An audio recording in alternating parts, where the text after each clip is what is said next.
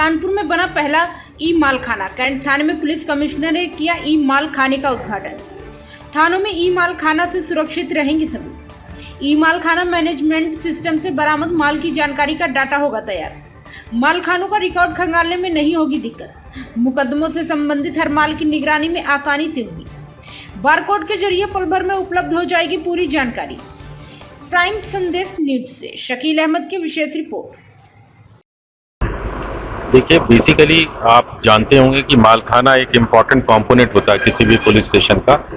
जो ट्रेडिशनल तरीके होते थे उसमें हमारे जो मालखाना रखे रहते थे उसको एक रजिस्टर में उसके प्रविष्टियाँ की जाती थी और उसको एक लिखकर उस पर फिजिकली लिखा जाता था कि वो मालखाना किस प्रॉपर्टी से रिलेटेड। ई मालखाना में जो मेन चीज़ है कि जो इंटायर डॉक्यूमेंटेशन है वो डिजिटाइज हो गया है और उसमें कोई भी ऑफिसर कहीं भी बैठे, जो उसका सुपरवाइजरी ऑफिसर है, वो देख सकता है कि वो मालखाना कहाँ है और उसकी पूरी चेन ऑफ कस्टडी पता लग जाती है कि अगर वो मालखाना में है या कोर्ट में प्रोड्यूस है, उसकी लोकेशन, फिजिकल लोकेशन क्या है।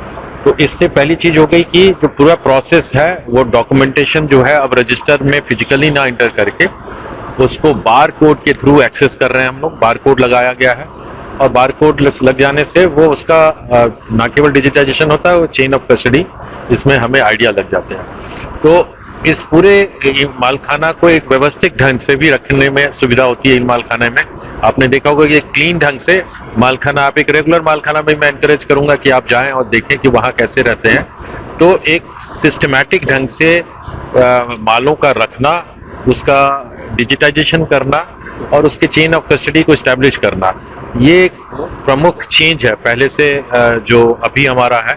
इससे हमारे कोर्ट में हमारे मालों को समय से प्रोड्यूस करना, उसके माध्यम से हम पैरवी करना और केसों का त्वरित निर्णय कराने में भी मदद मिलेगी। क्योंकि कई बार ऐसे होते थे कि माल है कहाँ, इसी को ढूंढने में बहुत टाइम लग जाता था। तो इसमें ये सब चीज़ों में सुविधा मिलेगी। मालखाना क्लीन भी हो गया है। बहुत सारे इस पूरे प्रोसेस से ये भी पता चला कि बहुत माल निस्तारित थे और वो पड़े हुए थे, उनको भी हम लोग डिस्पोजल कर पाए। सर, एक बहुत बड़ी दिक्कत आती थी कि जब केस बहुत लंबा चलता था तो कई बार माल रखे रखे जो भी सबूत है वो नष्ट हो जाया करते थे, सालों केस चला करता था। तो क्या सर इसके लिए भी कोई व्यवस्था की गई? देखिए, जब इस पूरे प्रोसेस को किया गया है तो जैसा आपने कहा कि सभी माल को सिस्टमैटिकली प्लास्टिक बॉक्सेस में रखे गए हैं और उसको बार कोडिंग की गई है। तो लंबे समय तक मालों को हम प्रिजर्व करके रख पाएंगे और लंबे समय से एक प्रॉपर कस्टडी में रहेगा।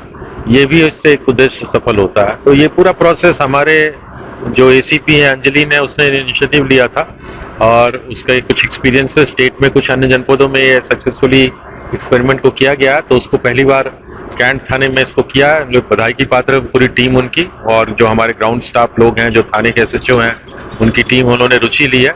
मुझे उम्मीद है कि इस एक्सपेरिमेंट को हम जनपद के अन्य थानों में भी शीघ्र लागू कर पाएंगे। Thank you sir.